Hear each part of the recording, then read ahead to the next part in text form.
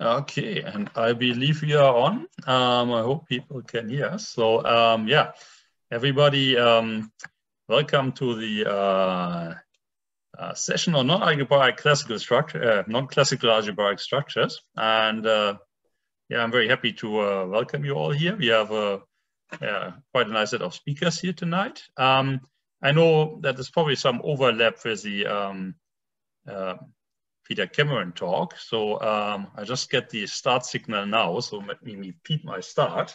I welcome everybody to the session. I hope everybody will enjoy today's talk. We have quite a nice variety, quite interesting topics that we're going to cover. I know there's a little bit of overlap with the Peter Cameron talk, which went a bit long. So I maybe just give it a few more seconds before I start with the first speaker. In the meantime, yeah, let me introduce the speaker, who is James East, who is staying up late for us in Australia. I think we probably, with a timeline, we should get started actually. So it's my distinct pleasure to welcome James for his talk today, and he is going to talk to us about hypergraph colorings and transformation representations of rectangular bands. Thank you very much, and go ahead, please. Okay. Well, thank you, Wolfram, and thank you to the people who've come to this talk. This is a project with these people, and it's quite nice to present this in an online environment, because this is a completely online project. Basically, it started in the middle of lockdown last year, and it's sort of been going on. It began. Well, let me tell you the basic idea of and all the setup. So we take a positive integer n, and bold N represents a set 1 up to n, and the set of all functions or self maps of this set is a semigroup called the full transformation semigroup of degree n. It's a standard fact that any finite semigroup embeds into such a Tn, just like groups embed into a symmetric group. And that leads to the question of what's the smallest such n? Okay, and the definition of the degree of a semigroup is the minimum n that you can embed into Tn. So we call that deg s, degree of s. Okay, and obviously the natural problem is you've got a favorite semigroup. What's the degree of your semigroup? That's the basic idea of what this talk is all about. So why would we want to do this? Probably all the people here would agree that this is a fairly good reason to do it, because it's interesting and it's mathematics. It's not easy, even if you have a simple semigroup, to determine the minimum degree, but it leads to some very interesting problems. On a practical side, GAP, the computational algebra package, has very good algorithms for transformation semigroups. So if you've got a semigroup of weird things, it's good if you can represent them as transformations, so you can compute with them. And there's also this interesting sort of paradox in semigroup theory, which is that if you line up all the semigroups by size, you have a bucket for semigroups of size 1, size 2, size 3, quite quickly you find that the buckets are full of semigroups that you could call boring in a certain quantifiable sense. They're 3 nilpotent. But when you fill the buckets with semigroups of degree 1, degree 2, degree 3, you just don't find so many of these boring semigroups. So it's an interesting way to think of the world. If I had a bit more time, I could go through some of the existing results, which are very interesting and would motivate it, of course. But I won't do so much today, apart from some results of ease down. And I should mention that a lot of these results are to do with degrees of groups. We represent them by permutations. So the project actually started when I typed something incorrectly into GAP, and I was expecting to see a picture like the one on the left, and accidentally, well, produced the one on the right. And this led to a very nice, well, I think it's a very nice result that I just never would have dreamed of if I'd never made that mistake. And it led to a little paper about 5 pages long in experimental maths. And essentially, I'd inadvertently found a result that gave an upper bound for the degree of a thing called a sandwich semigroup as being 2n, whereas the previous upper bound was n to the n. So this is quite a difference. I mean, if n is 100, this is kind of like a Google, and this is 200. So it's a big difference. That led to all the problems that a family of problems, some of which I'm going to talk about today. So this talk is about some simple semigroups and trying to find their degrees. I'm going to start with a couple of known ones. So a left zero semigroup is just a semigroup where the product always just takes the left element. This is an example of a band. Okay, every element is an idempotent. It's quite clear that the only thing that determines the isomorphism class of left zero semigroups is the size. So there's essentially a single left zero semigroup of any given size. Just fix one called LP, of size P. And Easdown calculated the degree of this, and I'll explain how to work that out in a minute. If we've got left zero semigroups, then obviously we've got right zero semigroups, just the dual of those, and Easdown also calculated the degree of these. And it's an obvious question, are the degrees the same? Because the semigroups are essentially the same, it's just backwards. We'll see that it's not actually the same. Another simple semigroup would be a null semigroup. This is just the semigroup where it's not that every element is a left zero and a right zero. You can only have a single element that's those, but it's a semigroup with a zero, and everything just multiplies to that. So 0 is a fixed element. It's going to be the only idempotent, in fact. And same question. What's the degree of this? This came up in the sandwich semigroup project as well. So this wasn't known, but we've worked that out as well. And the main guy in this talk is the idea of a rectangular band. So this is a semigroup whose elements have 2 coordinates, and when you multiply pairs, you get the left coordinate of the left guy and the right coordinate of the right guy. You just kind of ignore what's happening in the middle. And as the notation suggests, basically it's a direct product of a left zero semigroup, AB equals A, and a right zero semigroup, XY equals Y. So again, we've got a band, every element is an idempotent, and we can ask what's the degree of a P by Q rectangular band. This also hadn't been known, but has been posed as a problem in the literature, at least going back to the paper of Easdown. So if we're going to answer any of these questions, we've got to understand a bit about transformations. So there's a standard way to represent transformations where you list the image at the bottom, you list all the points mapping to each element of the image, or you can draw it as lines mapping as so. You can be even lazier and just draw triangles like that. And well, the image is, as it usually is for this talk, the kernel is going to be the partition of the domain, determined by which things map where. And the other important factor is the rank, which is just the size of the image. Right, so when is a transformation an idempotent? It's not hard to convince yourself that this happens precisely when, if you look at this A2 here, X2 is in a different A. So if you apply F twice, X2 is going to end up going to, in this case, X3. So we need X2 to actually be in A2, and same with all the other ones. So an idempotent ends up looking like this. The triangles sort of go down. Right, so what's the degree of a left zero semigroup? Well, we can actually answer this by turning the question around and saying, instead of fixing P, what's the minimum N? We fix an N and say, what's the biggest left zero semigroup we can find in Tn? And well, the idea is that you first of all show that any left zero subsemigroup of transformation semigroup, the image, the elements all have a common image. Let's say it's x1 up to xr. Left zero semigroups consist of idempotent, so we need a bunch of idempotents with this image. And if you count them, it's not hard to show that that there are this many idempotents with a given image. And this only depends on R, the size of the set. So if you want to know the biggest left zero semigroup, you just find the value of R that makes this the maximum. All right. So the biggest left zero subsemigroup of Tn has this number, this size, and you can plot those values. And then you can turn that around to find the degree. Okay, so for example, the degree of a left zero semigroup of size 1,000 is found by just looking at the bottom row here. You find the first time you see a number that's bigger than 1,000, which happens here. And so T9 has a left zero semigroup of size 1,000, but T8 doesn't, so therefore the degree is 9. All right.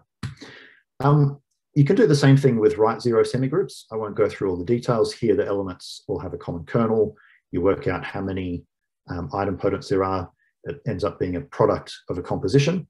The product of a composition is maxed when the composition factors are roughly equal, and then you max that by making them roughly equal to 3, and you get this formula here.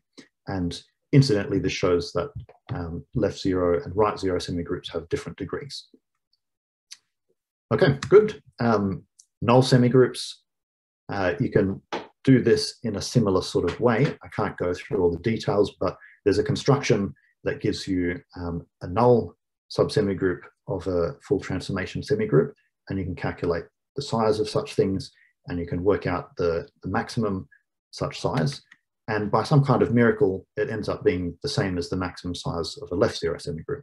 So the degree of a null semigroup of size p is the same as the degree of a left zero semigroup of size p.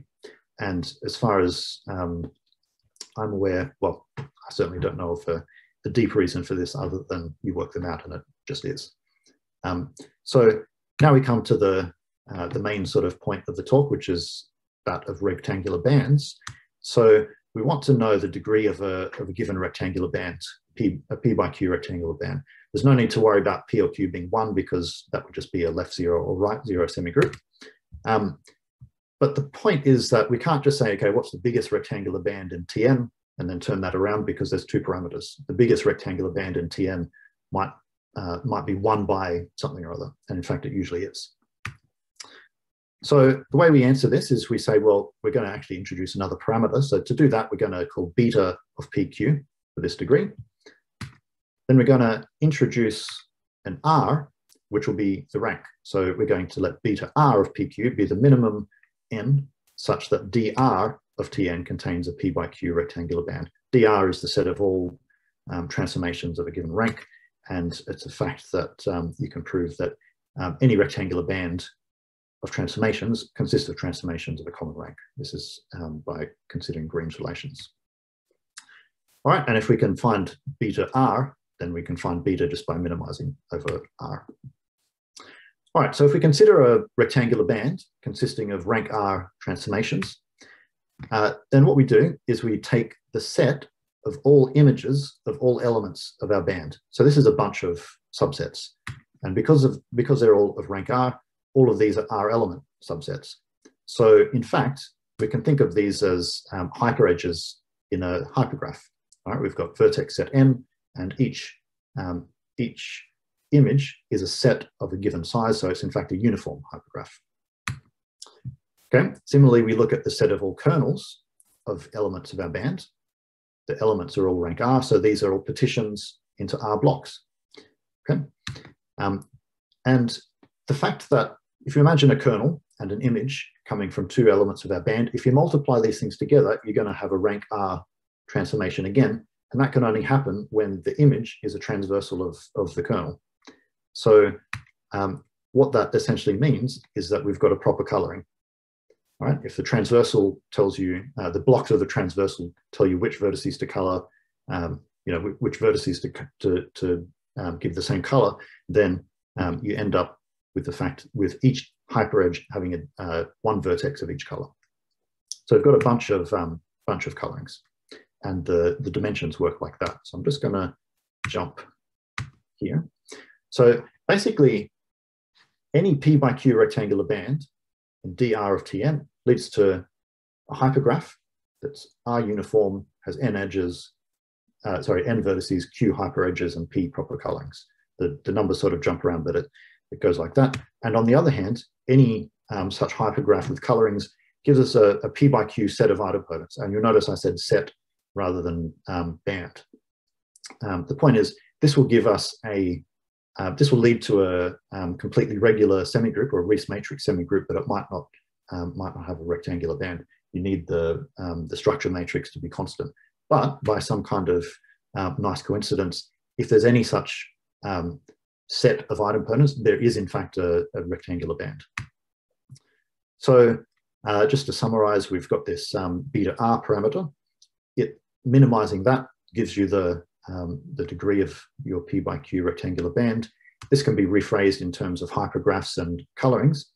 And then by some hypergraph arguments, you can actually find an explicit expression for this. So you basically, P, Q, and R are given. Okay, so is N. So we just work out the minimum N such that the product of R almost equal numbers, blah, blah, blah, and that's it. So this is quite nice. You can also show there's a fairly small upper bound that you need to worry about with R. I mean, this looks like it could be an infinite minimization, but it's not. And you can compute these quite easily. So there's some numbers up to P and Q equals 10, up to 100, even up to 1 billion. So what's quite interesting is that as your bands get bigger and bigger, you can actually embed these things into not smaller and smaller, but the degrees don't seem to blow up too much. So anyway, that's all I think I'll say for today. The paper hopefully will be coming soon. There's 1 or 2 details to figure out, but that's it. And thanks for listening. Okay, well, thank you very much, James. I've seen there was a question from Ben. I should maybe say if you have questions, it's probably not. Yeah, please don't put them in the chat. Put them in the Q&A. Okay, but yeah. So Ben Steinberg asked, "Do you act on the left or right?" Acting on the right. Mm-hmm. Okay. Yeah. If you act on the left, everything just switches around. Yeah. Yeah. I just noticed Ben is actually penniless, so he could have asked you himself, but okay. Yeah. All right. Let me just double check. Okay. I don't think we have any further open questions. So I would like to thank James again. Yeah.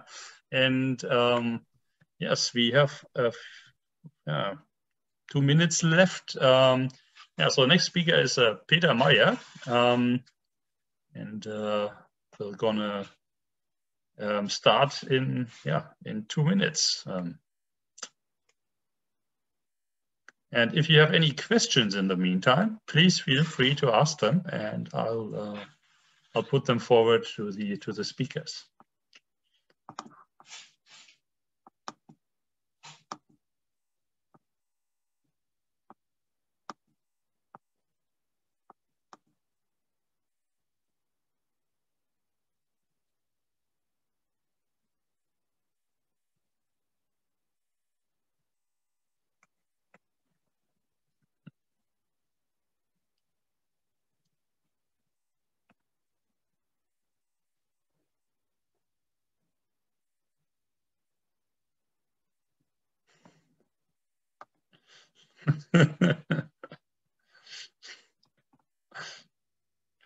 Yeah. Good explanation, James. Yeah.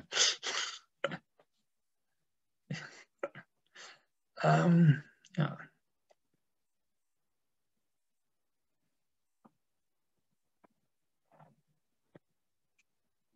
Okay. Yeah. All right. So we have time to move on. Yeah.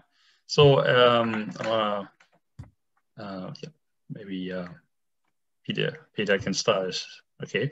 Yeah. So okay. Our next speaker is Peter Meyer from the University of Colorado Boulder, and he is going to talk about algebras from homomorphism kernels. Thank you, Peter. The stage is yours. Yeah. Thanks for the invitation and the introduction. Can you see my slides? Yes. Yes, we do. Excellent. So this is some joint work with my colleague Avnes Sengre from the University of Colorado. where we want to construct algebras from homomorphism kernels or congruences in general.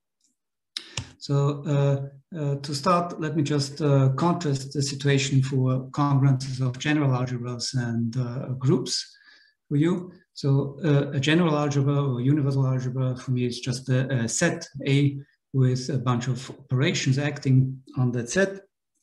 So operations are often called the signature. A group, of course, is an example of an algebra where you have this situation. I guess we know what the homomorphism between two algebras of the same signature is. This is just a map that commutes with all the basic operations that we have in that signature. And now the kernel of such a homomorphism, slightly different from what James East had in his previous talk. As the kernel, I consider the actual binary relation, so the pairs of elements x and y in the domain of the homomorphism that are mapped to the same element. And such a relation is an equivalence relation on the domain that's compatible with the basic operation. So that's a congruence of the algebra, which allows us to form a factor structure, a modulo this equivalence relation. And by the homomorphism theorem, we get an algebra which is isomorphic to the image of the homomorphism chi. So in the group setting, kernel of a homomorphism usually just denotes the set of all elements x that get mapped to the same element as the identity element under homomorphism. So in the more general setting, this corresponds to the class of the identity element modulo this congruence relation. And of course, this class is a normal subgroup. If we form a quotient group, then it's usually just denoted G over N, this normal subgroup, without explicit reference to the underlying equivalence relation. So this, I assume, is all well known. Let me just point out that here in groups, we see that every congruence is uniquely determined by a single class, which also turns out to be a subgroup of the original group, so it's a group itself. And you get quite a bit of mileage in group theory out of this fact when you talk about the theory of extensions of a group by a group, or by relativizing results from groups to the congruences. You can just transfer notions for groups to the normal subgroups in a straightforward way. However, in a general setting, this is not the case. So for example, in semigroups, it's not true that every congruence is determined by a single congruence class, nor does do those congruence class have to be subsemigroups. Right? So this is somewhat sad situation, and in order to remedy this, our goal was to, for a given congruence of a general algebra, to build an algebra from this congruence that captures as much of the structural properties of this congruence as possible. So, of course, you can always consider a congruence alpha as in a natural way as a subalgebra of the direct product A with itself. But I want I don't like this representation because it still has the original algebra A as a quotient, so it somehow retains too much information of the original algebra for my purposes. So the idea that I want to pursue instead is I want to construct this new algebra as the direct product of all congruence classes, with the operations from the original algebra somehow acting on this direct product in a specific way. So this is the general idea, the general outline. And now in order to make this more concrete, I need to introduce a few more notational details. So bear with me for a couple of minutes. Let's assume we have a homomorphism chi from an algebra A into an M-element algebra I, onto an M-element algebra I. So the elements of I are just 1, 2, 3 up to M. Then, like I said, I'm going to define a new algebraic structure, a new algebra denoted C of A and chi, where the elements of that algebra are just the direct product of the classes of the kernel of chi. Since we have M kernel classes, the elements will be M tuples, which I'm always going to write as columns. So these are the elements of my new algebra, and now I need to explain what the operations, what kind of operations I define on them. So the easiest one first is going to be what I call this Emery diagonal operation.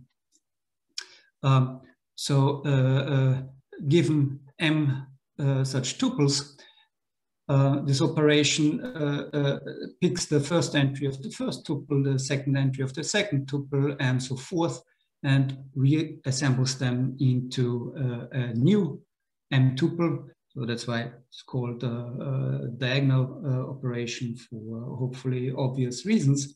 So this is going to be one of my operations for the new algebra, and it allows me to mix and match entries of tuples in my universe.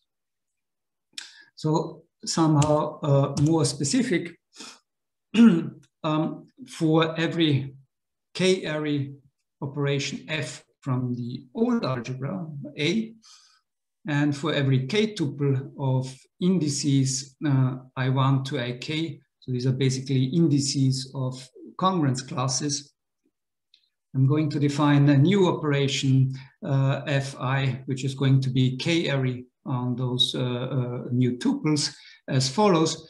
I'll pick out the I1 coordinate from the first tuple, the I2 coordinate from the second tuple, the ik coordinate from the kth tuple. I'll apply the original function f to all these entries, and I get a result f of these components of the xi's here in red. Now, since I've picked these x's from congruence classes, the result will be an element of a uniquely determined congruence class just from where I picked the original the arguments from, right? So more precisely, this result will be in the congruence class f applied to the indices I1 to ik. So in the result of my new operation, I'll just put this result in the correct place. But in order to make to obtain a tuple from my new algebra, I need to fill in the remaining entries as well. And it doesn't matter a lot what I pick there, so I'll just put the components from the first argument in these positions, just to pad the result that I'm really interested in. So I can say that this new operation Fi that I get is you start with the k-array first projection, and then just put this restriction of f to some congruence blocks in the correct position this way. So now I'm going to do this for all choices of congruence blocks, so for all kinds of indices, and I put all these operations in my new algebra. Yeah, so there's yet another way to interpret Fi. It's the restriction of the original f to a product of k congruence classes and then pad it appropriately with projections.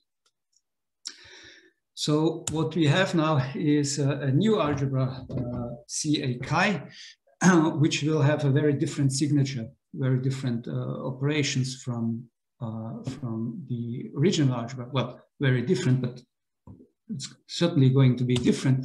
So just imagine if you start with a semigroup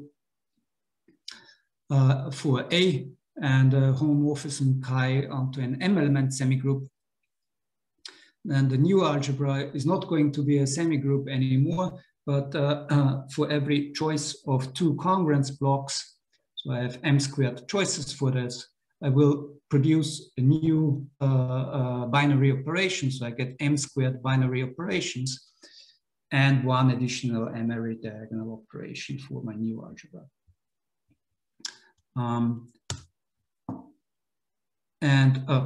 Also to see if start with a group, then this new algebra is certainly not going to be a normal subgroup of A, but it is in fact a direct product of all cosets of a normal subgroup together with some appropriately chosen operations on those products of cosets. So what are the properties of this construction?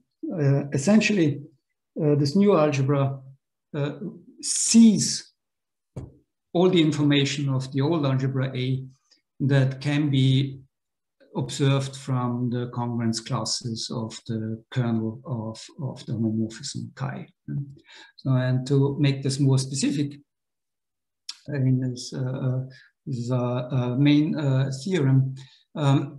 So let's fix I a finite algebra over some signature F, and it turns out C, this construction is actually a functor. It's an isomorphism between from the category of algebras A paired with homomorphisms chi onto this fixed I, to the category of Fi algebras, or new type of algebras that satisfy certain trivial identities for the diagonal operation and the new operations. So what do I mean by trivial identities?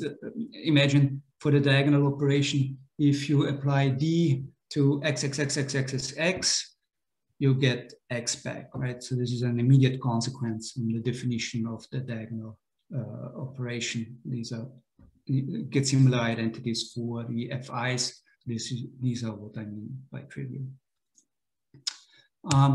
More specifically, the term operations of the new algebra are just tuples of term operations of the old algebra, restricted to congruence classes modulo the kernel of the homomorphism chi.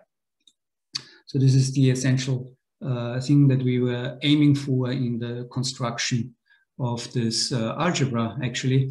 And from this, a lot of nice things can be shown, like the congruences of the new algebra. The congruence lattice is naturally isomorphic to the interval of our congruences below the kernel of chi in the old algebra.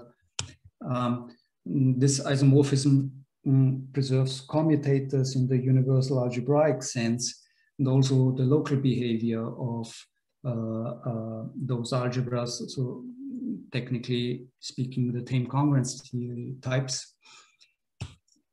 More classically, the old algebra A is going to be finitely generated, finitely presented, or residually finite, if and only if the new algebra has this property. And so this is a consequence of the fact that the new algebra A, or the kernel chi, from which we generate the new algebra, has finite index in A. Lastly, the new algebra inherits all idempotent Maltsev conditions from the old algebra. So this is just jargon saying, universal algebraic jargon saying that if the new algebra is at least as well behaved as the old algebra was in the universal algebraic sense.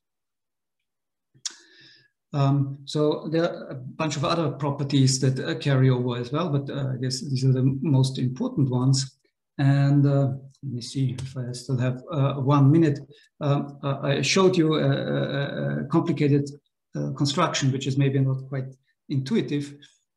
Showed you some properties, but you are well within your rights to ask, what's this good for, right? So why do all this stuff? And I just want to show you one application to relativize results from algebras to congruences using this construction. So you may know that centralizers and commutators and derived notions like nilpotents have been generalized from normal subgroups of groups to congruences of algebras in various ways since the 1980s. And if you don't know about the exact details, it doesn't matter so much. I just want to show you some result to give you some idea there. So like for a finite algebra in a variety omitting type 1, so this is a wide class of algebras that includes basically all algebras that have a name except for threaded semigroups and GZs. So, we get the following equivalence. An algebra is super nilpotent, meaning that for some natural number k, the k-fold commutator of the total congruence of that algebra yields 0, if and only if A splits into a direct product of nilpotent algebras of prime power size. So in groups, you know that the finite nilpotent group splits into a direct product of groups of prime power order. So in groups, those two notions, super nilpotents and nilpotents, coincide. But if you generalize, if you go to more general structures, like for example, loops, they are not the same anymore. Right? So this is a characterization of super nilpotents. And what we can do is take this and obtain a characterization of what it means for a congruence to be super nilpotent. So I'm running out of time here. So I'll just give you show you the result as a glimpse. So it says the algebra is super nilpotent. The congruence is super nilpotent if and only if our derived algebra is super nilpotent, which means it splits into algebras of prime power order. And this can be expressed in some properties of congruences of the original algebra. The details here are not so important, but let me just say that there's some practical consequence of this. So in this characterization of super nilpotence, or in the definition in the condition 1, there's no a priori bound for the k, the super nilpotence degree of the congruence alpha, if it exists at all. However, the characterization that we now obtain is independent of k. So condition number 3 is independent of k and certainly decidable. So this implies that super nilpotence of a congruence becomes decidable as well, which is a question that Wolfram and me concerned for some time ago. So I'll stop with this. More details, I guess, are in the upcoming paper that you can see here. Thanks for your attention. Yeah, thank you very much, Peter.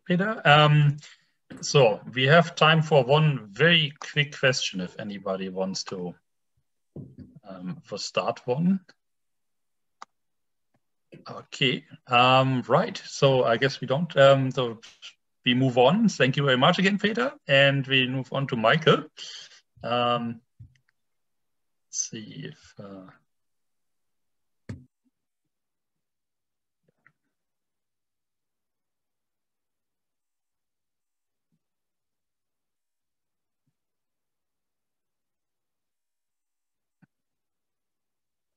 Okay, we see your...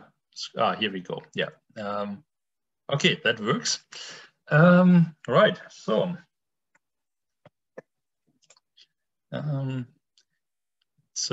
yeah, we are basically on time. So, okay. So it's my pleasure to introduce Michael Kenyon, as at the University of Denver, but also has a connection to the CMA and Alberta. So it's very well connected to Portugal.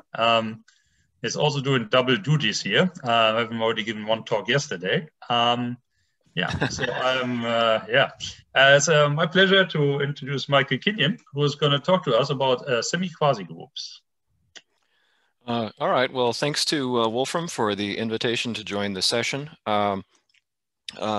This is an interesting coincidence because the session had its name changed to non-classical algebra after I had already given him my abstract, and when he informed me about the adjustment in the name of the session, I thought, well, that's great because this is about as non-classical as it gets.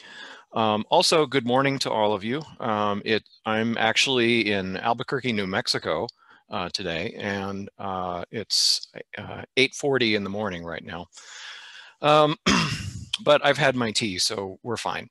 All right, so semi-quasi groups. This is a project that I've been working on for a while now with João Araujo, and I'd like to just sort of give a brief overview of what it's all about.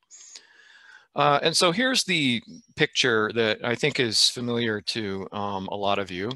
So this is MSc 20, okay, Mathematical Sciences Classification 20, which is where a lot of us here live.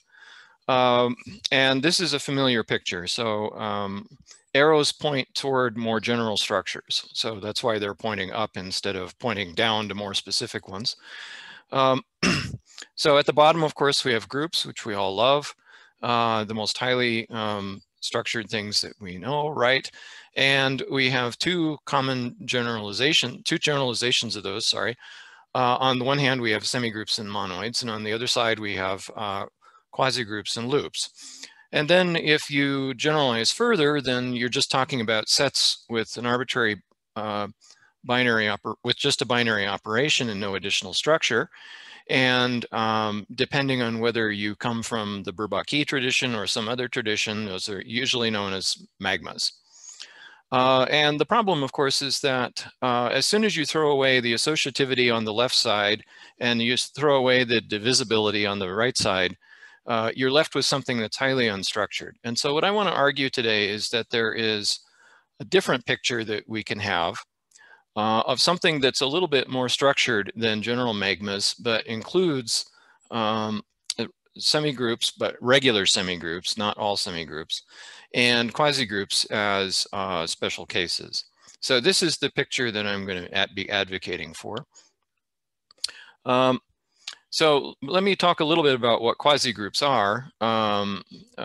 Peter already alluded to them he alluded to loops in his talk just before mine, but I should go ahead and say what they are since they're still, I'm assuming that a semigroup is a much more familiar object to this audience than a quasigroup. So I suppose putting a little more emphasis on this side of it in the talk is acceptable. So the classical definition is that a quasigroup is just a magma that allows unique solutions of equations, okay? The picture that you should have in mind, if you're thinking of finite things, which is totally fine, is Latin squares.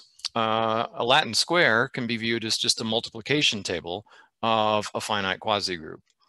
An example of a non-associative quasigroup that we all live with is just the integers or any abelian group that you like under subtraction. Okay, this is a quasigroup, and but obviously not associative in general. A loop is a quasigroup with an identity element. Okay, so Peter already alluded to them, mentioned those toward the end of his talk. And probably the most interesting non-associative example of a loop is the non-zero octonions under octonion multiplication. Okay. Now, the point of view we want to take here is quasigroups as universal algebras. So I gave you sort of the classical definition, but the better definition from an algebraic point of view is to view them as having 3 binary operations instead of just 1. So you have a multiplication, a left division, and a right division. And they satisfy these sorts of cancellation properties. So in other words, quasigroups from this point of view are defined by identities. And thus form a variety of universal algebras.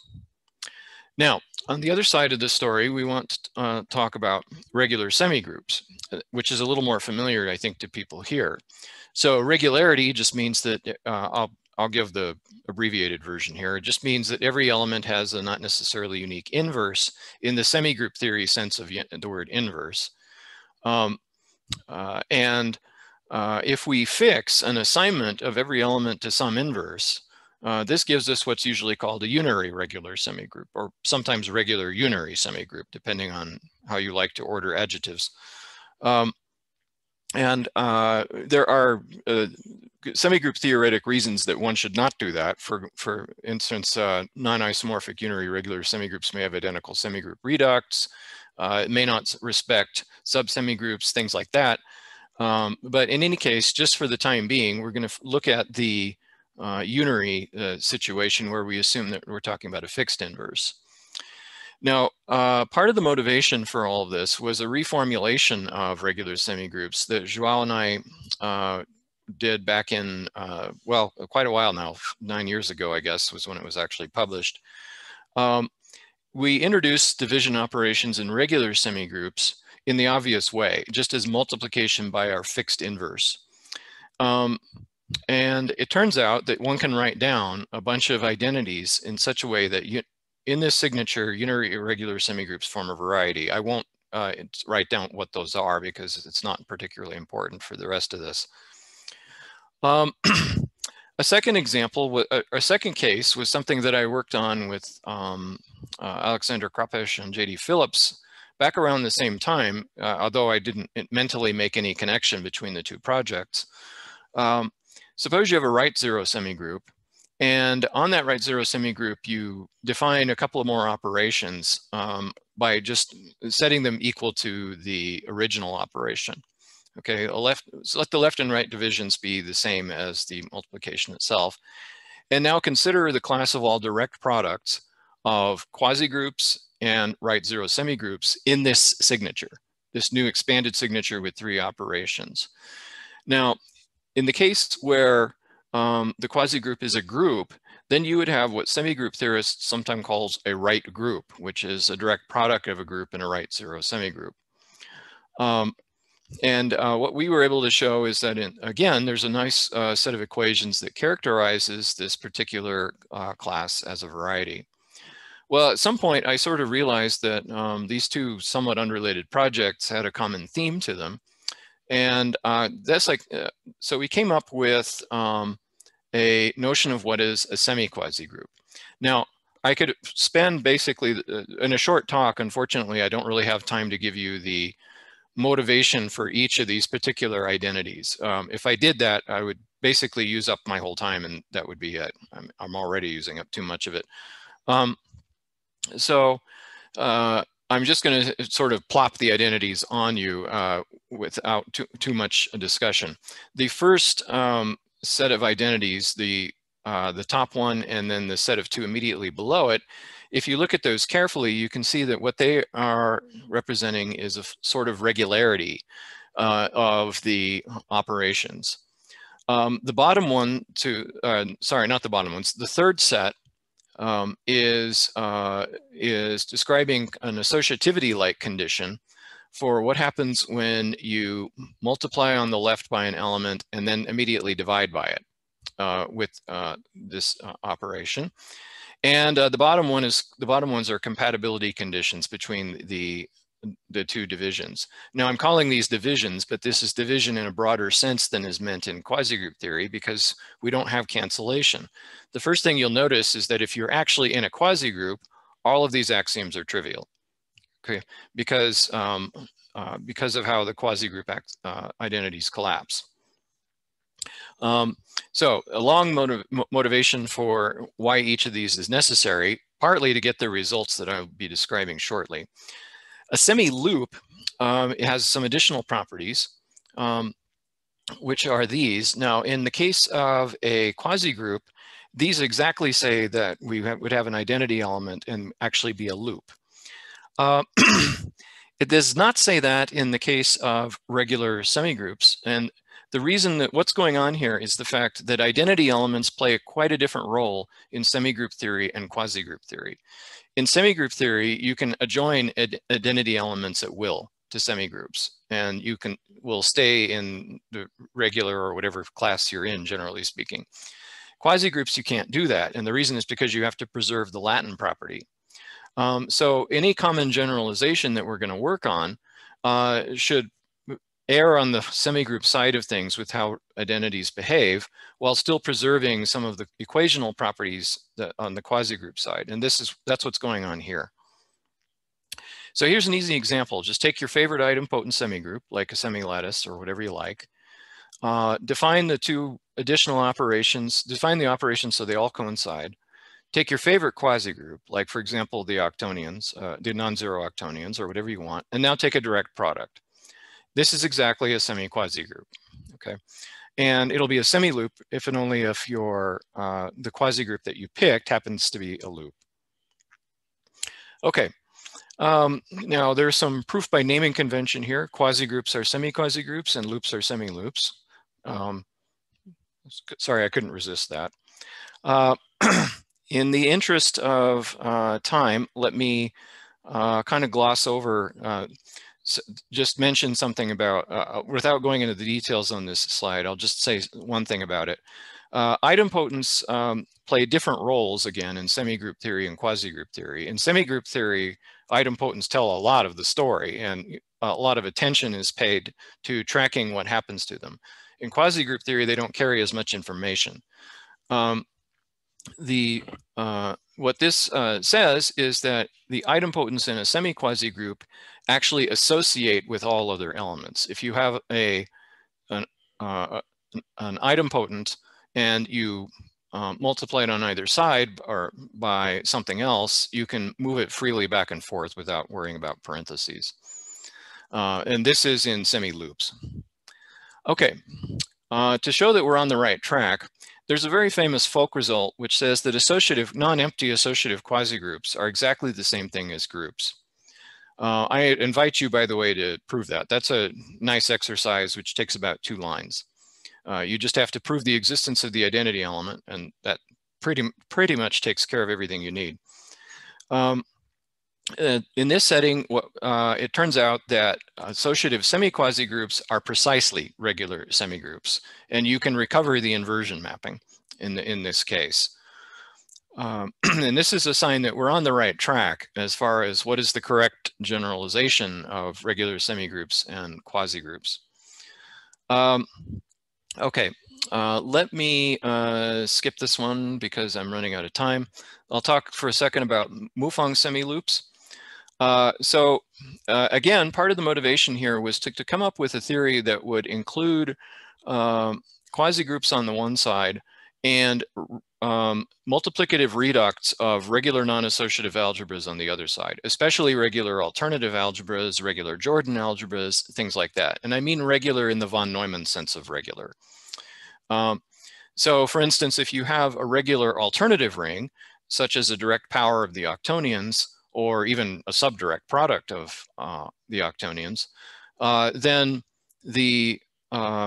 what we would like is a structure that incorporates that.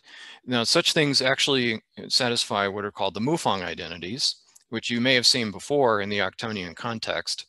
So a Mufang semi-loop, I'm not really interested in Mufang semi-quasi groups at the moment, is something satisfying such identities. And regular multiplicative reducts of regular alternative rings satisfy these. Take for instance, any direct product of a Mufang loop and a regular semigroup, and you've got a Mufang semi-loop. Okay, I'm going to skip, well, okay, ideals are defined in exactly the way as before. Don't worry about reading the lemma. And we can also talk about principal ideals, including the one that you might think wouldn't behave well in a non-associative setting, which is the two-sided principal type. It actually does work in the semi-quasi group setting. That requires a little more work than in the associative case. And this allows us to define Green's relations in exactly the same way that they are defined for that they are defined for semigroups, and in particular for regular semigroups. These turn out to all be equivalence relations, and they turn out to act, which is not something that's obvious, by the way, in the non-associative case. And the left and right ones are respectively congruences, or half congruences. And we get all of the usual properties of Green's relations in this setting. And in fact, we also get Green's lemmas suitably generalized. Okay. And let me go ahead and skip ahead a little bit. Okay, so skipping ahead to inverse semi-quasi groups, these are basically the correct generalization of inverse semigroups. And in this setting, the inverse, the division operations are uniquely determined. Now, the weird identities that define them here are basically a correct formulation of the commuting of idempotents. Okay, all right.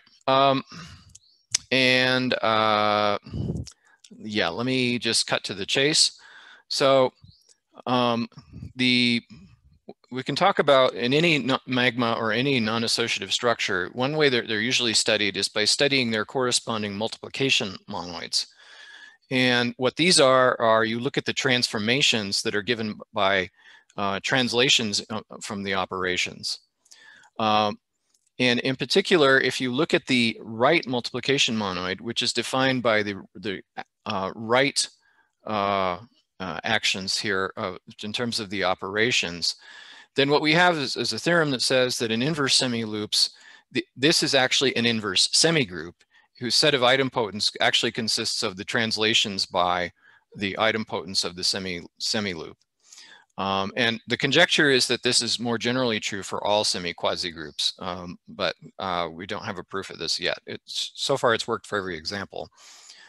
Okay, and finally I'll just wrap up with Wagner-Preston representation theorem. In the inverse Mufang semi-loop case, such as for example the direct products of Mufang loops and inverse semigroups, it turns out that these are actually isomorphic to inverse Mufang semiloops of partial bijections on subsets of the set, and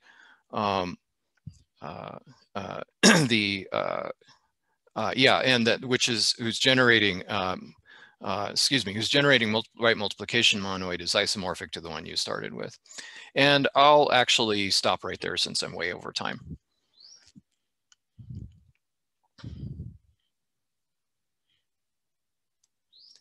No, you're still muted. Yeah. Okay, yeah. Yeah, the first click didn't work. Okay, yeah, thank you very much, Michael. Do you have any questions for Michael? Okay, I have a quick question here for you. With regard to the first picture you showed us, where the semi-quasi group were basically kind of placing kind of below the magmas. Do you think this is the last, how should I say, do you think this is the best possible construction that goes there, or? Not necessarily. It's not necessarily, but I think at the moment it's the best candidate. I always view these sorts of exploratory things as work in progress, in the sense that if some more properties pop up that would cause us to modify the definition, for example, to make it a little more restrictive, for instance, or go the opposite way, that's fine. I think that at the moment, these are the best candidate for, so that before passing to the more general setting. That's optimal until we find something more optimal. Yeah, okay. That's pretty much my point of view. Okay, sounds good. Okay. Oh, yeah, I have a question, yeah, coming up here. And that question is a very nice talk. Thank you for coming, Joao. I marked this as answered live. Okay. Okay. Yeah. Right. Okay. Well, thank you very much, Michael. And we're going to switch over to Ben now. Okay, so I should try to start this. Yeah. Yeah. Okay. Let's see if I can make the screen big again before it didn't like it. Okay. I think And do I still have a video? Yes, I still have a video. Yes, okay, right.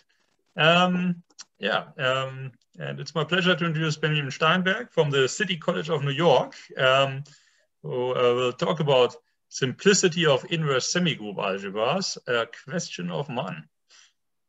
Thank you. Okay. The stage is yours. Thank you so much, Wolfram, and for everybody organizing this meeting. It's great to be back in Portugal, so to speak. I mean, I'm not really there, but I did that postdoc in starting in 1998 in Porto for a number of years, and my co-author was Nora Sakats, who just moved to Manchester. Also did a postdoc in Porto, so there's a big Porto connection, I guess, to this paper. This paper started with the question of Douglas Munn, which is actually, I think, first posed in some Clifford birthday conference proceedings from around 78, which is very hard to get your hands on, but I actually found somebody in Tulane who could get me a copy of it from the library. So that was actually really required some detective work to get the actual full article. Originally, I just found some survey paper where he talked about it. Okay, so this is my outline. I guess it's not really that important. So I'm going to start with inverse semigroups, which I think Michael just introduced for me, so I don't need to say that much about it. So an inverse semigroup is a semigroup so that every element has a unique inverse in the sort of more Penrose, von Neumann, I don't know, pseudo, some people call these pseudo inverse sense, but I use star so we don't confuse it with group inverses, and because the main people these days who seem to be consumers of inverse semigroups are C-star algebraists, and for them, star has a special meaning. So I've been using stars. And the basic mantra, if you've not seen inverse semigroups, although looking at the audience list, I think most people have, is that groups are to symmetry as inverse semigroups are to partial symmetry. There's this great example you can find in Mark Lawson's book that the automorphism group of an equilateral triangle or a Sierpinski gasket look the same, but the Sierpinski gasket has a lot more partial symmetry. And of course, any group is an inverse semigroup where the star is the usual group inverse, and kind of at the other extreme, you can have a meet semilattice, so that's just an inverse semigroup of idempotents. And in that case, E star is always E, so operator theorists would call this a projection.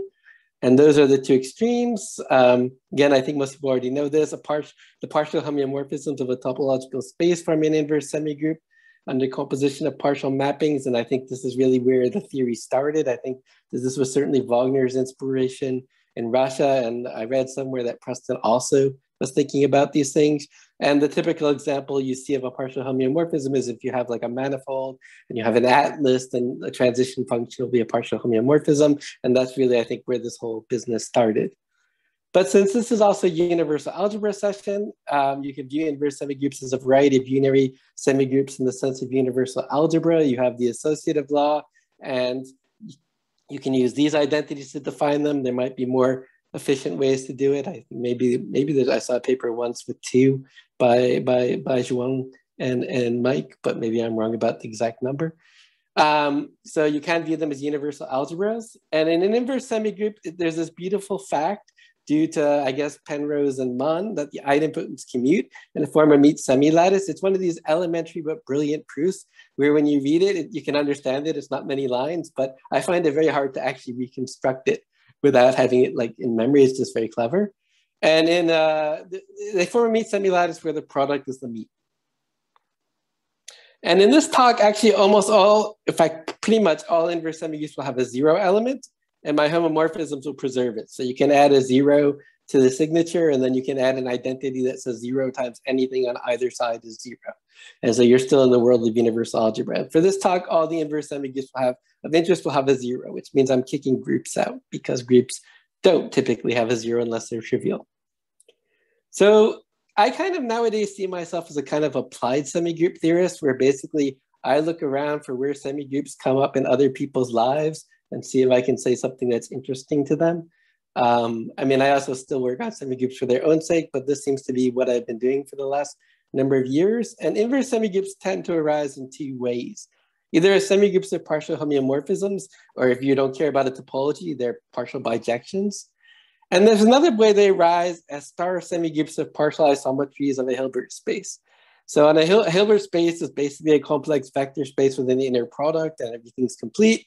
And you have adjoints which we denote by stars. And being a partial isometry just means you have the usual inverse semigroup thing that A star A equals A. So partial isometries are things which satisfy that inverse semigroup rule, but in general, a product of partial isometries will not be a partial isometry. But if you have a semigroup of partial isometries, it will be an inverse semigroup. And the Preston-Wagner theorem can be interpreted as saying that you can represent an inverse semigroup faithfully in either of these two ways. You can either have it act on itself by partial bijections and give the discrete topology, or you can extend that linearly to little L2 of your semigroup to get an action by partial isometries. You don't need to know much about C-star algebras in this talk, but somehow they inspire everything. And one of the reasons why people in C-star algebras like inverse semigroups is that many famous C-star algebras are generated by inverse semigroups to partial isometries. And so if you know something about these semigroups, you can say something about the C-star algebras. And I think in recent years, at least for me, I know for Mark Lawson too, these interactions between inverse semigroups and C-star algebras have been beneficial in both directions. Also on the C-star algebra side, Hui Axel and others have done a lot. But they also come up in other places. I think I saw there were some talks yesterday, or I think I missed them because they were too early in the morning here, about connections with Stalling graphs and group theory. There are people who study Rook theory in combinatorics, and the inverse, symmetric inverse monoid on a finite set is the Rook monoid. I'm not going to get into that. My main interest here is going to be about semigroup algebras, where I mean algebra not in the sense of universal algebra, but in the sense of old-fashioned ring theory. So K is going to be a field, and S will always be an inverse semigroup with 0. And then there's a construction called the contracted semigroup algebra. But to keep my slides from overflowing, I'm just denoting it the way you would a semigroup algebra, because I will never talk about the standard semigroup algebra. All my semigroups have zeros, and the algebras are always contracted. So what you do is you take as a basis the non-zero elements of S.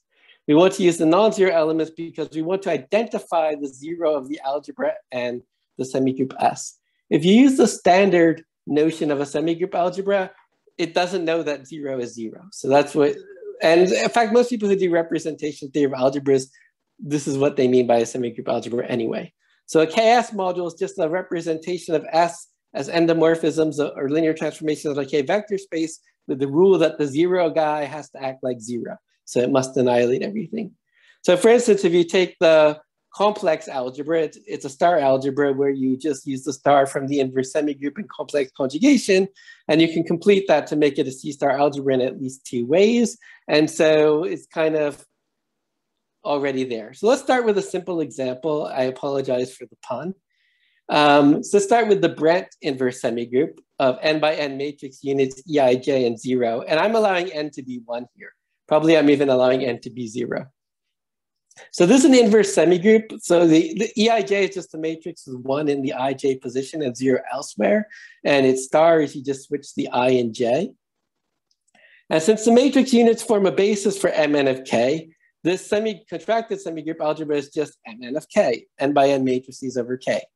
And of course, this is a simple algebra. I mean, this is what finite, according to Wedderburn, this is what finite dimensional simple algebras over, you know, okay, if the field's not algebraically closed, you can throw some division rings in, but this is the canonical example of a simple algebra. And there are no other finite inverse semigroups with simple algebras. There are a couple of different ways to see this, but I'm going to give you the kind of the universal algebra way. Mainly, I'm going to give you Douglas Munn's observation that if the algebra is simple, then if the semigroup algebra is simple, then the inverse semigroup must be, I'm going to say, congruence free. It has no proper non-zero quotients. Unfortunately for semigroups, there are 2 notions of simplicity. You can talk about simple with respect to the ideal structure, or you can talk about simple with respect to the congruent structure.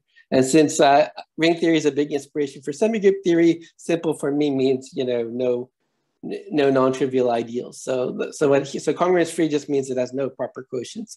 And this is kind of just functoriality of the semigroup algebra construction. If you have a proper quotient of S, then the semigroup algebra of that guy is a proper quotient of Ks. So that's a necessary condition. And then there's the classification of finite congruence-free inverse semigroups, which has the finite simple groups, which group theory spent a long, long time classifying. And those don't have a 0, so they're not really interesting to us. And then there's the Bn, where n should be allowed to be start from 1 or maybe 0, depending on whether you allow 0 to be the trivial semigroup to be congruence free. I don't think everybody agrees on these kinds of things. Okay, so that's one reason. So from the point of view of Mond's observation, in the finite case, it's not an interesting question. The interesting thing happens when you go to infinity and beyond. So Mon, as far as I know, maybe somebody looked before him, but the earliest I could find was Mon began studying inverse semigroups with simple algebras in the late 70s. Again, you have to use contracted semigroup algebras. Otherwise, you're never going to get a simple algebra because you can always project onto the field. So it's really important that you have the augmentation map. So it's important that your semigroup has a 0 and we contract the algebra. So here's the examples that Mon started with. So let X be any set. Then there's something which has a million names, but in semigroup theory, you call it the polycyclic inverse monoid. And it's given by the following presentation as an inverse monoid with 0. Okay, so it has generators X, and I'll explain these relations in a moment. X star X equals 1. Operator theorists would say X is an isometry. And X is kind of perpendicular to Y when X and Y are different. So this monoid has been rediscovered many times by people in ring theory, operator algebras, and computer science. The way I think of it, and this is how computer scientists came upon it, is that this model is a stack. Think of X as pushing an X at the top of a stack, and X star is popping X. So this first identity, oh, and I'm also acting on the left, not like James East. I've been working too much with people who are not semigroup theorists, and they all act on the left, so I switched over. So this says if you first act by, if I push the letter X on the top of the stack, and then I pop the letter X, I didn't do anything. This one says if I push the letter Y on the top of the stack, and then I try to erase a different letter X, I get an error. An error means 0, right? Your computation died. And in semigroup theory, 0 is kind of like death. So that's what these relations are modeling. And it's a well-known fact that as soon as you have at least 2 elements, this inverse monoid is congruence free. It has no quotients except for itself and 0. And Mon proved in the late 70s that, that the algebra of the semigroup is simple if and only if the alphabet is infinite. So if you have infinitely many letters you can push on the stack, you'll get a simple algebra, and otherwise you will not. If X is finite, here's an explicit quotient. It's called LKX. L is for Levitt because he actually discovered this first. I don't think Mon knew about Levitt's work though. What you do is you say that 1 is equal to the sum of the X star inverses. What does this mean? So X star X, what does this do? This tries to pop an X and push an X. This is essentially the identity because what it will do is it will find which letter is the top letter on the stack. It will pop it and then push it back on. So there can only be one letter at the top of the stack. Only one guy in the sum actually finds that letter. And so this guy kind of acts like an identity. So that's why it makes sense to put this relation on. So this guy's called the Levitt Algebra, and it was constructed by Levitt in the 60s as the universal algebra for which the free module on one generator and X generators are isomorphic.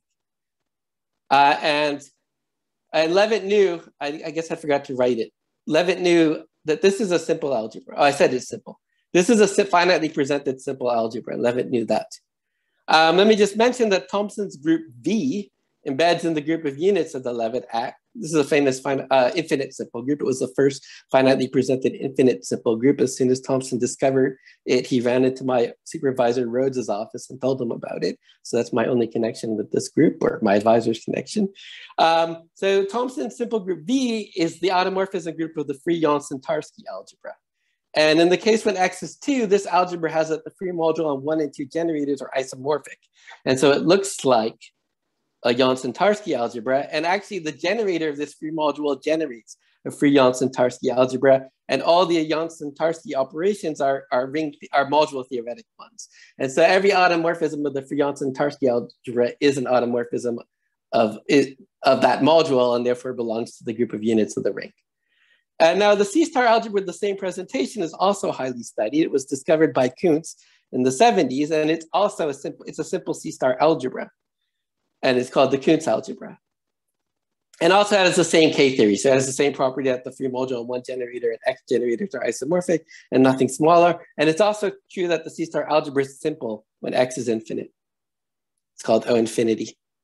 They only look at it when X is countable, because operator period people like countable stuff.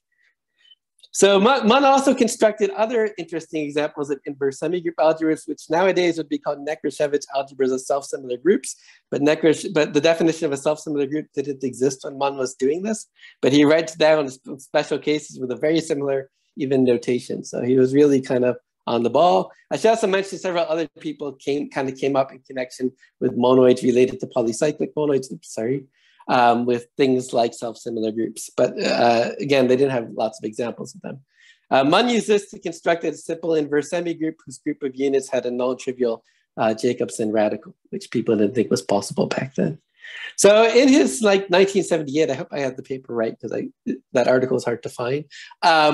He posed the question of characterizing inverse semigroups with a simple algebra. Now, of course, he didn't give a well-defined definition of what characterizing means, so that's open to interpretation. But from the way the paper is written, at least my interpretation is he expected a characterization that didn't involve the field, just a semigroup, and it should be congruence-free plus epsilon, where epsilon should be some perhaps very large condition that you impose on your semigroup. So let me give an example. So this is a definition of semigroup theory. An inverse semigroup with zero is called zero unitary if whenever an element fixes a non-zero idempotent, it is an idempotent. Okay, it's not that important, but these polycyclic inverse monoids are guys. And Munn found a sufficient condition for a congruence-free zero unitary inverse semigroup to have a simple algebra over field. It didn't depend on the field, only on the semigroup. Munn didn't use the word zero unitary, but that's more or less what he's looking at. He had maybe a slightly more general condition. So I observed 35 years later that Munn's condition he wrote down is also necessary. Munn did not know that his condition was necessary as far as I could tell. He never mentioned it's necessary. And maybe he knew, I can't ask him now. But he never mentions it's necessary. And so let me tell you about this condition, not the way Douglas Munn formulated it, but kind of the modern way. But what he wrote down something which looks different if you look at his paper, but if you know these things, you can translate it into this. So if a filter on a meet semi-lattice with zeros, E you should think of as the idempotence of an inverse semigroup, is a proper non-empty upward closed sub-semi-lattice. So it's a filter in the sense of post-set theory. It should be closed upwards and it should have, because we have meets in a semigroup, the downward property is just being closed under meets. And it should be non-empty and proper. And an ultra filter is a maximal filter. So these should be familiar to people who do Boolean algebras. But unlike the case of Boolean algebras, the ultra filters are not closed in the space of filters. So the power set of E is a topological space with pointwise convergence. The filters form a subspace because of this proper non-empty stuff. They don't form a closed subspace. And the ultra filters form another subspace, but they're not closed. In a Boolean algebra, they would be closed, but not here. And so Axel, who is a C-star algebraist, made a name for a limit of ultra filters. He called it a type filter. And there's a combinatorial characterization of a filter. You don't need any topology to define them. But I find the combinatorial description just looks kind of random. And the translation between what Munn did and this tightness stuff does use the combinatorial condition.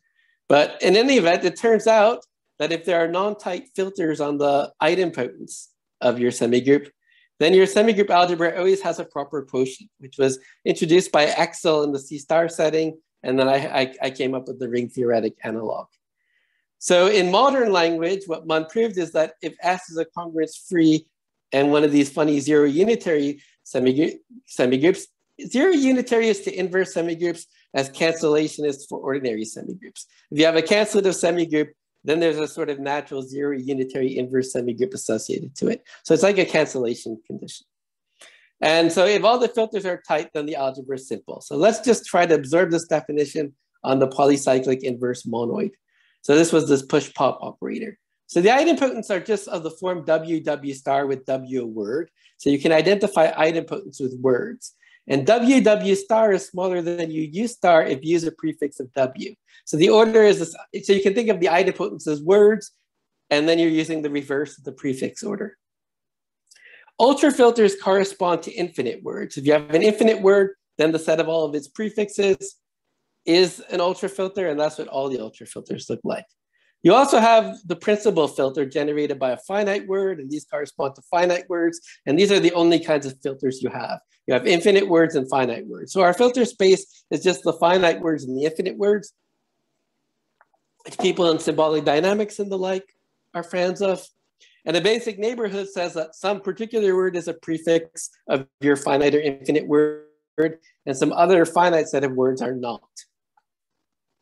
If your alphabet's infinite, for a finite alphabet, that extra condition is not necessary, but for an infinite one, it is. So for instance, if I have a finite alphabet, if I say that the empty word should be a prefix and no letter should be a prefix, then that's an open set which contains the empty word viewed as a filter, but no infinite word.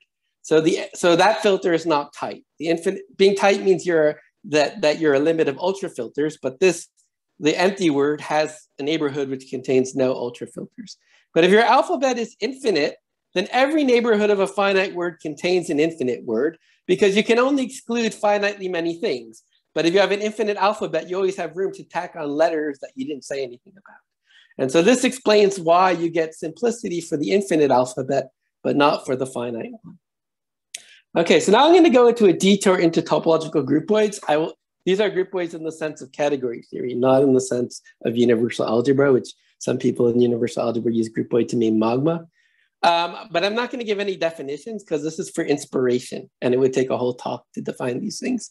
But in the early 80s, when Null developed the theory of groupoid C-star algebras. In fact, Mackey kind of started this out with what he called virtual groups, but this kind of subsumes Mackey's theory as far as I understand. So a groupoid is just a small category. So it's a category which is actually a set, and the arrows are all isomorphisms. And in 1998, Alan Patterson published this book called Groupoids, Inverse, Semigroups, and Their Operator Algebras. I remember me, George, Mark Lawson, and Stuart Margolis spent a summer, I think in '99, in Essex with Peter Higgins, and we were trying to understand this book and what it has to say about inverse semigroups. And it took me about 10 years to penetrate what's going on here. But one thing he gives is a kind of tight connection between inverse semigroups and a certain kind of topological groupoid called an Atyl Groupoid. So an Atyl Groupoid is a groupoid where you have topology on the arrows and the objects, and the multiplication map should be a local homeomorphism. And also the domain and range will automatically also be local homeomorphisms. So it's a topological groupoid where all the structure is like very nice because the maps are local homeomorphisms. For instance, a topological group is going to be Atyl when it's discrete. If you have a topological group, the domain map just maps you to a one-point set. And if you're locally homeomorphic to a one-point set, you're discrete. And one of the things that Patterson proved in this book is that inverse semigroup C-star algebras are examples of these Atyl Groupoid algebras. And he built his groupoid from the action of S on its filter space. So the semigroup S acts on its filter space by partial homeomorphisms, and there's a construction that churns a groupoid out of that. So in 2009, I guess that's when the paper appeared, but on arXiv, but I guess I did it, I think in 2008. I associated a K algebra to an Atyl groupoid that mimics the C-star construction. And starting from Lisa Clark and several people, mostly in Australia and New Zealand, they've been calling these Steinberg Algebras. I don't know if that's a fair name, but I think I'm stuck with it now. But basically what I was reading Exel's paper on groupoid C-star algebras for Atyl groupoids, and he replaced all the integral signs that I couldn't understand in Patterson by summations. And then I realized for these kinds of groupoids, you have a counting measure. And so you don't need any integration. And then I realized you don't even need any topology. You can do this over a ring. And so I showed for any inverse semigroup S, if you take its semigroup algebra, it's the same as the K algebra for Patterson's groupoid that he was doing in the C-star setting. So you could try to use this groupoid approach to try to attack inverse semigroups. Similarly, it was known that these Kuhn C-star algebras are groupoid algebras, and you can also get the Levitt algebra from the same groupoid. And in fact, there's sort of a generalization of Levitt algebras called Levitt path algebras, and a generalization of Kuhn's algebras called graph C-star algebras. And this is like a big area of ring theory. It even has its own MathSci Net or American Math Society classification number now in 2020. And they were for years looking for the Rosetta Stone, which explains why, for instance, a Levitt path algebra is simple if and only if the graph C-star algebra is simple. And the answer is because they come from the same groupoid, and it all boils down to the groupoid. So, and the nice thing is that operator algebraists know a lot about simplicity of groupoid algebras, at least as the groupoid Hausdorff. I didn't get into the nitty gritty, but the topology on these things does not always have to be Hausdorff, which is a big mess in these things. That's because local homeomorphisms are related to sheaves. And if you take the Atyl space of a sheaf, it's not typically Hausdorff. So unfortunately, when you start with an inverse semigroup and you do this Patterson groupoid, it's not in general Hausdorff. Nonetheless, the ones that were considered by Mann, these funny zero unitary guys, do have Hausdorff groupoids. And that's why their simplicity is a lot easier. So let me just look at my time. So in a series of work begun by these operator theory guys, Brown, Clark, Farthing, and Sims, and then others continued, they were able to characterize Hausdorff Atyl groupoids, which have a simple algebra over a field. It doesn't depend on the field, so it's kind of the thing Mann was expecting. And basically the condition is almost the same as you would ask for the operator algebra, except in the operator algebra setting, they put some amenability conditions, which we don't have to worry about because we don't have better theory. And also I characterize which inverse semigroups have Hausdorff groupoids. It's easy to write down, but I don't want to do it. It's an order theoretic property. And what I showed is that if a semigroup has a Hausdorff groupoid, then its algebra is simple, if and only if it's congruence free. We knew that from Mann. And all filters on its idempotent semi-lattice have this type property, which again, you can write down combinatorially. Mann wrote it down. He called the semi-lattice being strongly zero disjunctive. I don't want to explain what that means. So Mann found the exact right property in 1978 in the Hausdorff setting, but he didn't know it was necessary, and he didn't know you could replace zero unitary by this much weaker condition. There are plenty of Hausdorff inverse semigroups with Hausdorff groupoids, which are not zero unitary. So Mann was really, really ahead of his time in 1978. But now we have to go on beyond Hausdorff, because unfortunately inverse semigroups do not typically, I don't know, typically might be an overstatement, do not generally have Hausdorff groupoids. And anyway, I haven't explained to you what these groupoids are. This is just kind of for inspiration. So Clark's, Excel, Pardo, Sims, and Starling, and also Nekrashevich independently began the investigation of simplicity of algebras of non-Hausdorff groupoids. So apparently there was this question of Jason Bell. It was known you could construct over any field a simple algebra in the sense of ring theory of quadratic growth, except in characteristic 2. They didn't know how to do it. And using these kind of groupoid constructions, Nekrashevich was able to give a uniform way to construct from symbolic dynamical systems simple algebras of quadratic growth over any field. Use the same groupoid. It was a Hausdorff one, so the simplicity didn't depend on the field. Anyway, under certain hypotheses on the groupoid, which I'm not going to talk about, they were able to introduce a certain ideal, which is the obstruction to the algebra being simple. And they showed the algebra simple if and only if this ideal vanishes. So I'm not going to give you these algebras of groupoids. They consist of certain functions from the arrows of your groupoid to the field. In the Hausdorff case, these functions are essentially continuous for the discrete topology, and they have compact support. But in the non-Hausdorff case, you have certain discontinuous functions, and this ideal have the ones which have in some sense bad singularities, whatever that means. And also these people showed that simplicity of the groupoid can depend on the field. For those who know these things, there's a famous group by Grigor-Chuk, which is a finitely generated infinite torsion group, which is a self-similar group, and which is like has intermediate growth, and it's a universal counterexample. And Nekrashevich had a way of associating a groupoid algebra to self-similar groups. And these guys showed that the Grigor-Chuk group has a non-simple algebra in characteristic 2, a non-simple Nekrashevich algebra in characteristic 2, but simple in all other characteristics. But for Mann's question, first of all, these guys wanted things to be countable. The operator people did anyway. And if you have an uncountable inverse semigroup like these polycyclic ones, it doesn't fit into their realm. And they also had some other assumptions that we didn't want in order to get a fully general result. And the second thing is they describe things in terms of topology, but I have an inverse semigroup. I want an algebraic answer. I didn't want to say I start with an inverse semigroup, I build some action on a space, I build a groupoid, and then I look at functions on this groupoid and see how bad their singularities are. That's not like an answer. I think that, you know, it's not an answer that I could just feed right away to Douglas Munn in 1978 without catching him up on all this stuff. So that's the end of the groupoid stuff. You can forget it for the rest of this talk. Maybe it wasn't necessary to go on this excursion, but I think, you know, it explains that these ideas didn't come out of a vacuum.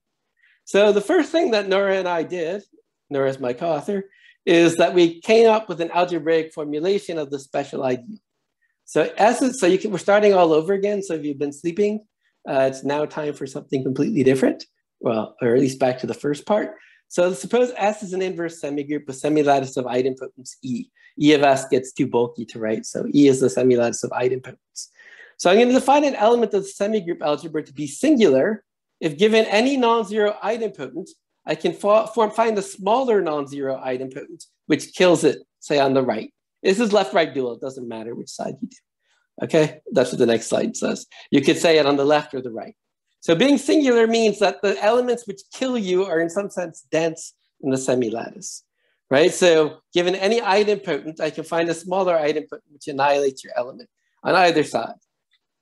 So that's the sense in which it's singular. So this is how an order theoretic translation of that topological condition, but also suitably generalized for arbitrary setting. And so for those who know these things, I don't know if there's anyone in the audience who's looked at these things, these correspond to the singular functions, not on Patterson's groupoid, but on Exel's type groupoid, which I don't want to get into. So now I can tell you, I guess I'm ahead of schedule. I guess I'm going too fast. That's not a big surprise. So let me leave this definition up a little bit longer because I'm going too fast. So maybe it's also a good time to stop for questions. So does this definition make sense? So an element of the ring is singular if whenever of the semigroup algebra, it's not in the semigroup, if whenever it's whenever I have a non-zero idempotent, there's always a smaller idempotent that stops it. Maybe a good exercise is, what does the support of a singular element look like? So an element of the semigroup algebra is a linear combination of semigroup elements.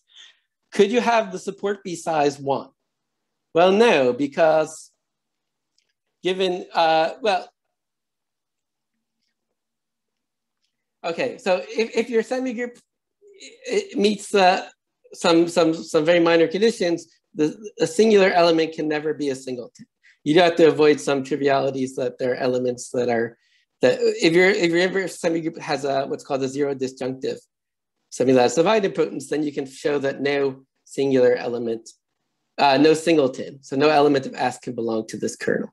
If you have a slightly degenerate to this singular ideal, if you have a slightly degenerate inverse semigroup, that can happen, but for congruence-free stuff, this can't happen. So I guess I'll just state the theorem. It's okay if I underreview. So the main theorem is let S be a congruence-free inverse semigroup with 0 and K a field. So this singular ideal that I just defined is the unique maximal ideal of Ks. Okay, so there's only one maximal ideal in this algebra. So this algebra has a distinguished simple quotient. In the case of the polycyclic inverse monoid, the singular ideal is that ideal sum x star x equals 1, that relation, the one that gives a Levitt algebra. But there's only one maximal ideal, and it's the one that we wrote down. So that's a little bit stronger than just saying that when you quotient out by this ideal, you get a simple ring, because you might still have other, that you could have, you know, other maximal ideals, but this says no. For congruence-free inverse semigroup, there's only one maximal ideal. In particular, the algebra will be simple if and only if this ideal is 0, right? So you need this ideal to vanish, because if it doesn't vanish, you have a bad ideal. And if it does vanish, well, it's a maximal ideal. So that says the 0 ideal is a maximal ideal.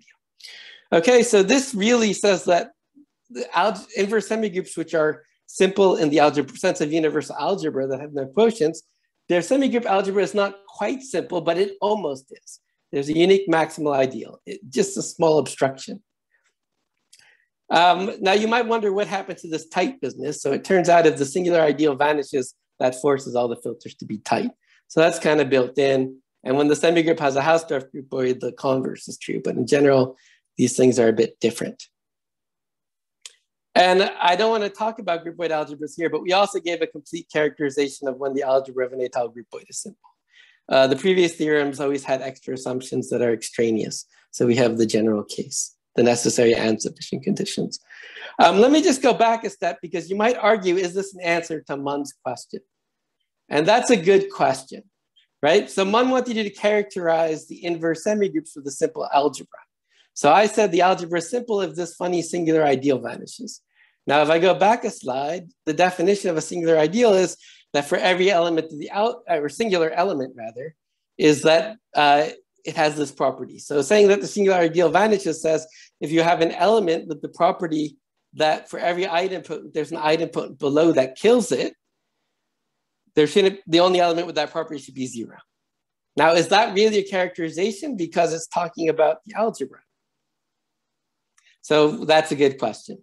But let me point out that you cannot have a characterization that doesn't talk at least about the field. So let me talk about the question of dependence on the field. So the first theorem we prove is that Ks is simple depends only on the characteristic of K and not on K itself. So for instance, you're simple over the complex numbers if and only if you're simple over the rational numbers. Or said differently, you're simple over a field if and only if you're simple over the prime field. So positive characteristic, you're welcome to look at the finite field, or you're welcome to look at, or you're welcome to look at, the algebraically closed field. It doesn't make a difference. You choose your field. The only thing that matters is the characteristic. The second thing we showed is kind of a left-chance principle kind of thing. If the algebra is simple in some positive characteristics, say characteristic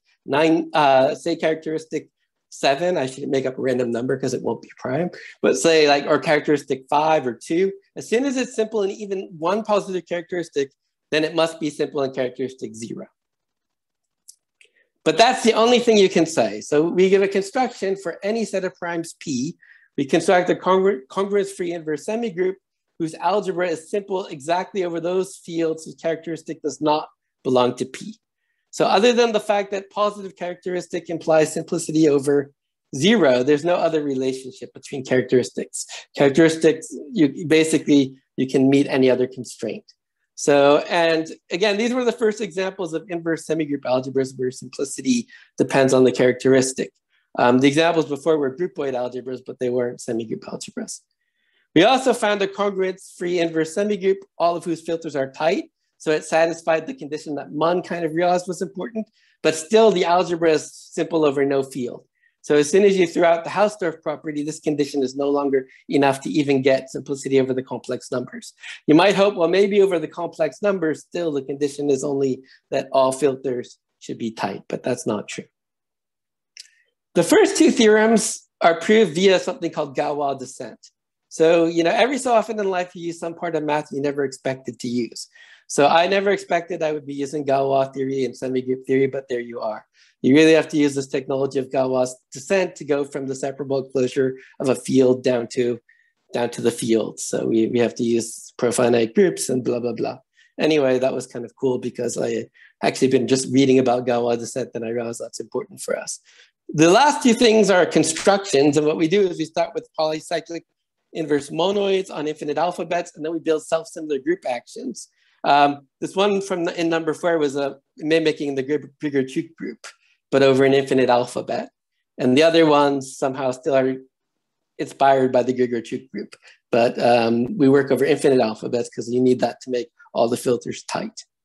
So that's kind of the main results. And I'll just end with questions. I have a slide of questions. So the first thing is we saw that simplicity depends on the characteristic of K and not just algebraic properties of S, as Mun probably wanted. But you can still ask a characteristic 0. So for the complex algebra, that's the most important one. If you can find algebraic conditions on S alone, which presumably there should be, but what are they? This is important particularly because the complex algebra needs to be simple for the C-star algebra to be simple. Another thing that's not very clear is we just saw that for every congruence-free inverse semigroup, there's a simple algebra associated to it. You just factor out the singular ideal, but we don't have a presentation of that algebra that's reasonable. In general, we don't even have a natural representation of it on a vector space. We just have it as the definition that you factor this crazy ideal. I just wanted to add that without this connection with operator algebras, I think this would have been hard to solve. We really needed the intuition the operator theorists had about simple groupoid algebras. On the other hand, the inverse semigroup approach really was used to solve the general groupoid simplicity problem. The other authors had lots of extra conditions because they didn't translate things to inverse semigroups, and things became easier once we did. So thanks for your attention. Muito obrigado pela sua atenção. And thanks for having me. Yeah, muito obrigado, Ben. Do we have any questions or remarks from the audience?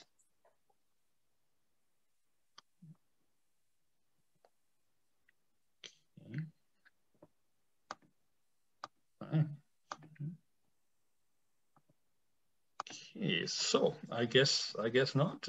Then I want to close here by saying my thanks to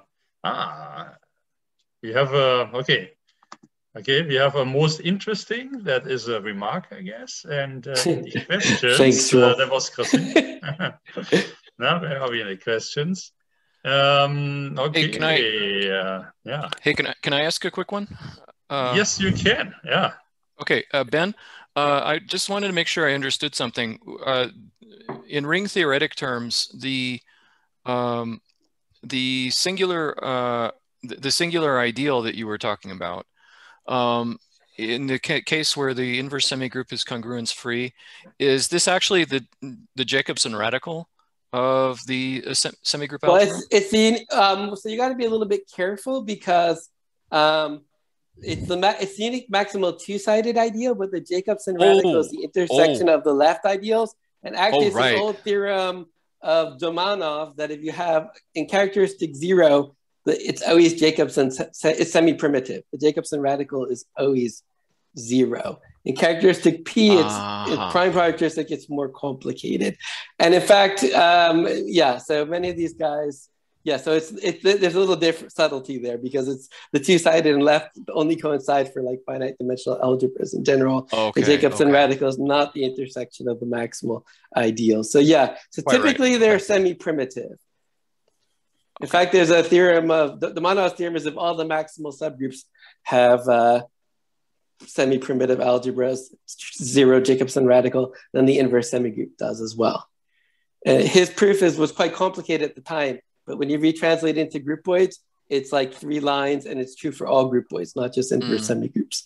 So somehow he discovered the key ingredient to prove that an inverse semigroup algebra is a groupoid algebra, but didn't have the language to express it. Okay, thanks. And the question is another obrigado and excellent from the president. So just follow this through. Thank you, João. Obrigado, João. I guess we've marked this answered as well. Okay. Right. So yeah. So I'm going to conclude here with my thanks to James, Peter, Michael, and Ben for being with us, and I enjoyed the talks very much. And maybe in a general term, after all these kind of being on very far distance, even from people that sometimes work in the same city, it's really good to see all of you again. And I guess that goes out to many other panelists and speakers that I could see in the last days who might still be listening. So thanks everybody. I hope to see you in person at some time soon. And for everybody else, I hope you enjoy the rest of the conference. And thank you so much. Yeah. Bye everybody. Bye-bye.